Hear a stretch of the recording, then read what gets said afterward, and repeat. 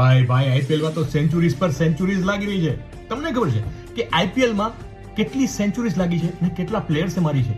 નથી ખબર? તો વિડીયો એન્ડ સુધી જોજો, હું તમને કહીશ. પણ તમને એ તો ખબર જ હશે કે આઈપીએલ માં સૌથી વધારે સેન્ચુરી કોણે મારી છે? તો કમેન્ટ કરો.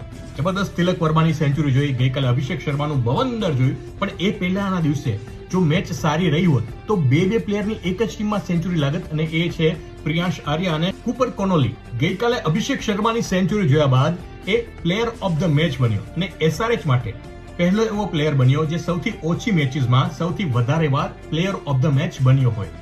ત્યાર સુધી આ રેકોર્ડ ભુવનેશ્વર કુમારના નામે હતો, જે 145 મેચમાં 6 વાર મેન ઓફ ધ મેચ હતા, પ્લેયર ઓફ ધ મેચ. અને અભિષેક શર્મા 81મી મેચમાં 7મી વાર બની ગયા અને રેકોર્ડ પોતાના નામે કરી લીધો.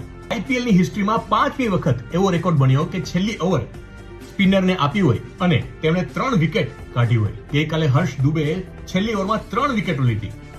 હવે વાત કરીએ આઈપીએલમાં લાગેલી સેન્ચુરીઝની, તો આઈપીએલમાં અત્યાર સુધીમાં 114 સેન્ચુરીઝ લાગી છે, જે 59 અલગ અલગ પ્લેયર્સે મારી છે. જેમાં સૌથી વધારે વિરાટ કોહલીએ, ફોલોડ બાય જોસ બટલર 8 અને 7.